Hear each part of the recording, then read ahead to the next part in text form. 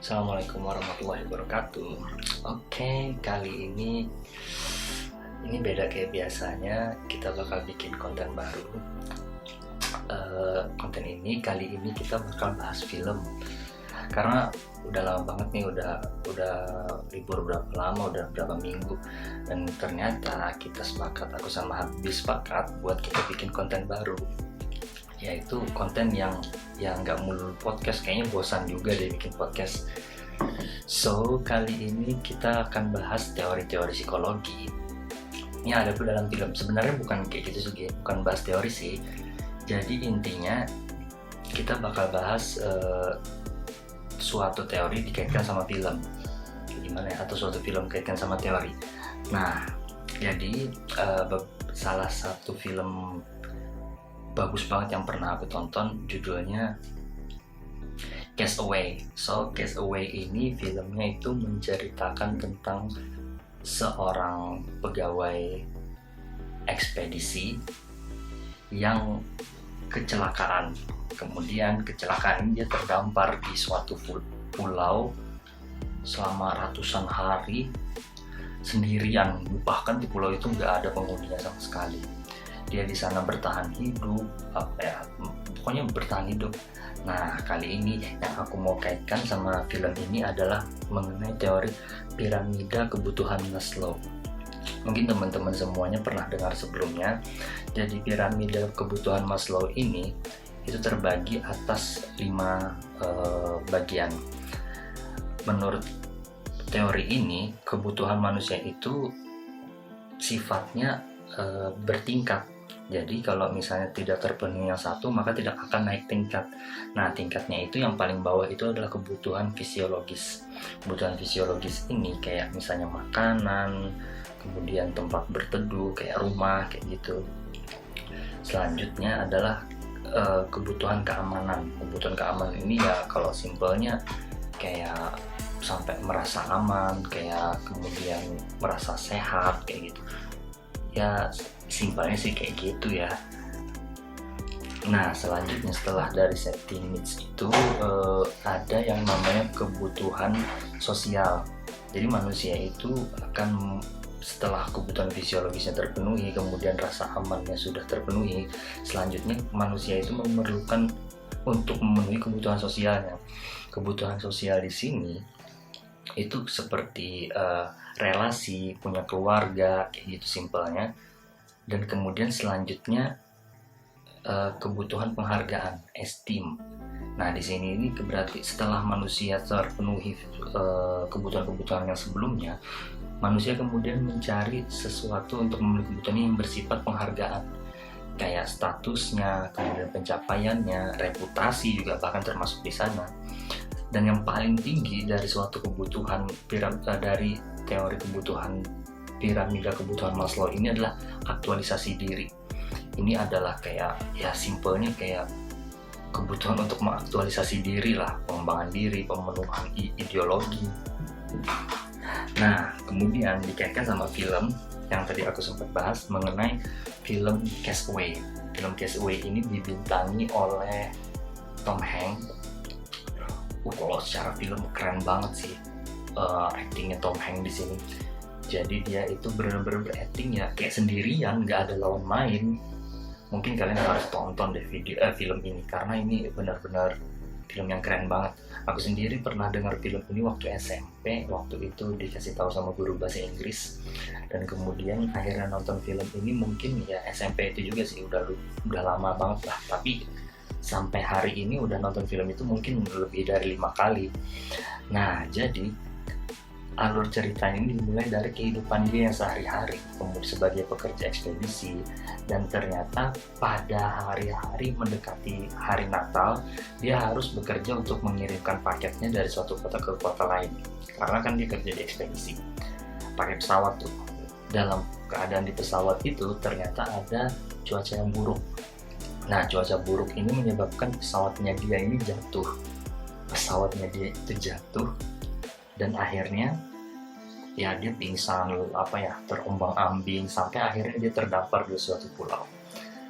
Pas sampai di pulau itu, dia menemukan dirinya itu sendirian, benar-benar sendirian. kemudian dia nggak ada ketemu sama temennya di pesawat. Tadi kan di pesawat itu ada berempat atau bertiga, aku lupa juga, berempat kalau nggak salah. Rekan kerjanya satu, pilotnya dua, gak ada siapapun selain dia. Namun later on habis itu dia ketemu sama mayat temennya juga sih, temen pilotnya kalau nggak salah.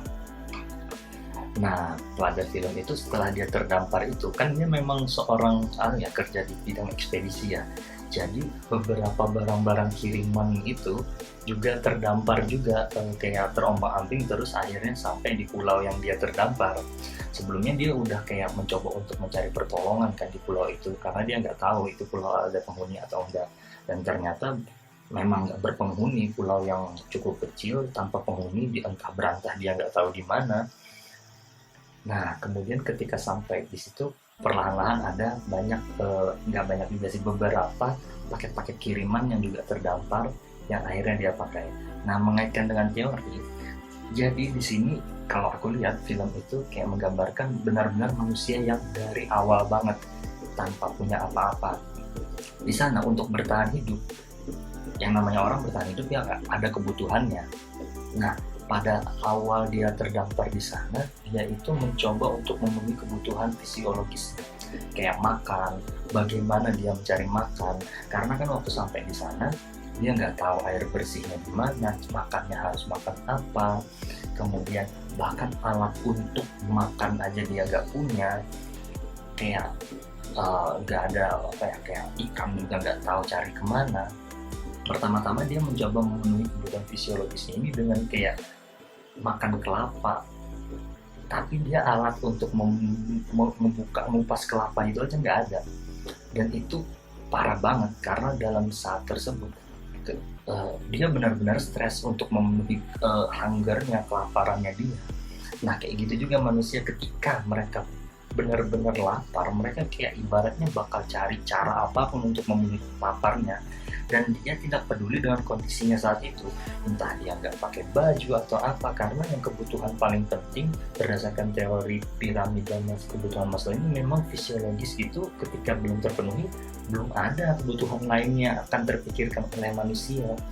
Kayak di film ini Tom Hanks, lupa lagi nama karakternya siapa, pokoknya dia berusaha banget untuk mencari cara untuk memenuhi kebutuhan fisiologisnya. Ya cari makan, cari air bersih, juga dia mencari untuk tempat perlindungan. Nah, dengan keberuntungan, entah ini beruntung atau enggak, cuma beberapa barang-barang yang harusnya dikirimkan itu kan datang terdampar juga tuh di pulaunya dia. Itu dia jadikan sebagai alat-alat yang bisa menunjang kehidupannya di pulau itu sendirian, yaitu dengan kayak dibangun tempat perlindungan kayak shelter kayak gitu. Terus juga beberapa juga dipakai untuk alat dia berburu, mencari makan. Dan di situ akhirnya dia menemukan berhasil memenuhi kebutuhan fisiologisnya. Dan yang kedua itu rasa aman. Rasa aman ini kan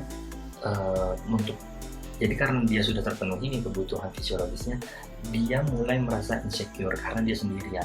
Dia nggak tahu akan datang apa, entah musibah apa lagi. Dia terdampar di pulau sendirian, benar-benar sendirian. Ketika hujan turun, apa yang harus dia lakukan. Nah, dia kemudian di saat tersebut akhirnya ada rasa kebutuhan untuk memenuhi rasa aman pada dirinya. Jadi dalam film itu kayak digambarkan kondisinya itu ketika hujan badai datang di pulau itu, kan dia jadi merasa nggak aman karena benar-benar hujan badai. Kalau misalnya dia bahkan tempat yang dia tempati itu juga akhirnya kayak nggak bisa untuk bertahan gitu loh melawan hujan badai. Untuk memenuhi rasa aman itu dia sampai akhirnya berhasil menemukan suatu gua di samping pantai kayak gitu, di balik bebatuan. Nah, dia di sana bersembunyi, tempat untuk tinggalnya. Nah, yang selanjutnya adalah yang menarik itu kebutuhan sosial, love and belonging. Nah, kebutuhan sosial, bayangkan manusia yang hidup sendirian. Kalau misalnya kita pernah dengar teori dari kecil, manusia nggak bisa hidup sendirian. Di sini dia benar-benar sendirian untuk ratusan hari. Bahkan dia setiap hari itu kayak ngegores, kayak misalnya kayak pemilu tuh garis satu terus di garis di cross kayak gitu.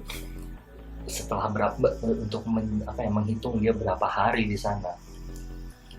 Nah di situ dia karena kebutuhan sosialnya dia ada mengeluar, apa ya, kayak ibaratnya dia perlu banget nih ada temen ngomong, ada orang yang bisa berbagi ceritanya dia. Benar-benar kebutuhan sosialnya sudah yang melunjak banget lah untuk minta dipenuhin, karena kebutuhan yang lainnya dia sudah terpenuhi. Dia fisiologisnya untuk makan sudah terpenuhi, terus dia sudah mulai merasa aman karena sudah berapa lama kan di pulau itu.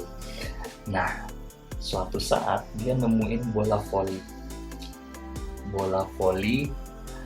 yang mereknya itu merek bola voli ya Pak? Oh ya, merek bola voli itu Wilson. Nah jadi kemudian Wilson ini suatu saat ketika dia lagi bekerja, karena dia stres berat hidup sendirian, tangannya sampai berdarah, dan dia pukulkan ke bola voli itu, darahnya itu nempel di bola voli, dan bola voli itu seperti menunjukkan kayak muka kayak gitu loh. Dan karena merek bola volinya itu adalah Wilson, sejak saat itu Wilson itu jadi sosok yang menemani dia, yang untuk memenuhi kebutuhan mengenai kehidupan sosialnya dia, sebagai karakter yang temannya dia berbicara. Bahkan dia pada beberapa scene seakan-akan kayak berantem gitu sama Wilson ini. Pokoknya dia sebagai sosok yang benar-benar menemani dia setiap harinya di sana setelah beratus-ratus tahun. Nah kemudian selanjutnya, setelah kebutuhan sosialnya dia terpenuhi, dia kemudian mencoba untuk memenuhi kebutuhan esteemnya, harga dirinya, kemudian kebebasannya dia. Nah pada film ini, karena dia ingin merasakan kebebasan, dan menurut dia diam di pulau tersebut sendirian bukan suatu kebebasan bagi dia, karena dia sebelumnya pernah merasakan bagaimana kehidupan yang normal. Nah di sini dia mencari cara untuk menyelamatkan diri. Setelah beratus hari di pulau tersebut sendirian, terdampar dengan makan seadanya, cuman ditemani suatu bola voli untuk diajak ngomong, akhirnya dia membangun rakit untuk kabur dari pulau tersebut. Dan di sini adalah scene yang sedih banget. Mungkin bagi beberapa orang yang lagi fokus banget nonton film ini bakal merasa sedih banget sih. Nah dalam usaha dia menyelamatkan diri untuk meninggalkan pulau itu, ternyata dia juga bawa Wilson. Tetapi si Wilson ini waktu lagi diterjang ombak dan lain, Wilson ini malah terlempar lepas. Jadi dia terpisah sama Wilson. Di situ dia menghadapi suatu krisis untuk apakah dia harus menyelamatkan Wilson atau tetap berpegangan sama rakit yang dia bangun, yang ibaratnya satu-satunya cara yang mungkin, bahkan masih bersifat gambling, apakah dia bisa selamat atau enggak gitu. Dan karena kebutuhannya dia sekarang itu bukan lagi sebuah kebutuhan sosial, tapi untuk mencari kebebasan, akhirnya dia meninggalkan Wilsonnya itu. Dia ingin bebas, akhirnya dia tetap memilih berpegangan sama rakitnya, dan akhirnya dia untuk beberapa saat terombang-ambing di lautan. Ya selanjutnya ya akhirnya bisa, singkat cerita ya, ketemu sama kapal kayak gitu, kapal kargo atau apa, akhirnya dia diselamatkan. Baru akhirnya dia balik ke Amerika, ke kotanya. Bahkan dia diberikan penghargaan oleh FedEx, karena dia kerjanya di FedEx, di ekspedisi, karena dia ibaratnya berhasil hidup, padahal dia sudah bahkan dinyatakan mati karena nggak bisa ditemukan lagi. Pesawat hilang kan, kayak gimana nyarinya, susah banget. Dan itu benar-benar inspiratif banget sih, bagaimana bertahan hidup dan memenuhi kebutuhan. Selanjutnya setelah kebutuhan penghargaan, paling tinggi dari posisi piramida Maslow adalah aktualisasi diri. Jadi setelah dia sampai kembali ke negaranya dan kemudian bertemu dengan teman-temannya, dengan orang-orang yang dia pernah kenal, tapi orang-orang yang seperti pernah mengenal dia sudah lama menganggap dia mati dan move on lah ibaratnya. Kemudian dia harus bertemu dengan orang-orang itu lagi. Dia bukan yang bersifat kayak kenapa kalian kayak gini, kenapa atau apa kayak gitu, kayak berharap untuk diterima kembali. tapi dia di sini jadi lebih bijak. Kayak ibaratnya sebelumnya ya, mungkin tadi aku lupa bilang bahwa sebelumnya di kehidupan dia itu sebenarnya hampir mau mau berkeluarga kayak gitu, tapi karena kejadian yang dia menghilang dan dinyatakan tewas dalam kecelakaan, bahkan calonnya itu udah menikah lagi, tapi dia di sana tidak ibaratnya memaksa untuk kembali bersama, tapi dia di sini akhirnya ada suatu kayak sosoknya dia itu kelihatan banget bahwa benar-benar bijaksana, wise banget, udah benar-benar kayak aktualisasi dirinya, udah benar-benar ya benar-benar ya kayak bisa dibilang ya kayak apalagi yang harus aku capai gitu, udah nggak perlu lagi, nggak banyak lagi karena semua kebutuhannya udah berhasil terpenuhi, ibaratnya kayak gitulah. Cuman mungkin ya itu sedikit kalau misalnya dikaitkan sama suatu film. Nah disitulah mungkin bagi teman-teman yang masih sebelumnya pernah dengar teori kebutuhan, piramida kebutuhan Maslow, mungkin bisa lihat dari film itu bagaimana manusia untuk memenuhi kebutuhannya memang ada tahapan-tahapan untuk memenuhi suatu kebutuhan lain dan kebutuhan lainnya. Ketika kebutuhan yang pertama belum terpenuhi, ya mungkin saja kebutuhan yang lainnya tidak akan kita cari karena kebutuhan yang lainnya belum terpenuhi. Simpelnya kayak orang-orang bilang, kalau makan aja masih belum, mau nyari apa? Ya mungkin itu aja. Sampai jumpa di lain kali, mungkin kita akan bahas film-film lain yang dikaitkan dengan teori-teori yang lainnya. Jangan lupa juga untuk di like, komen, subscribe juga, dan juga kalau misalnya kalian merasa video ini bermanfaat ya boleh di share dan juga berikan feedback kepada kami. Kami senantiasa untuk menerimanya. Oke, sampai jumpa. Assalamualaikum warahmatullahi wabarakatuh. Thank you.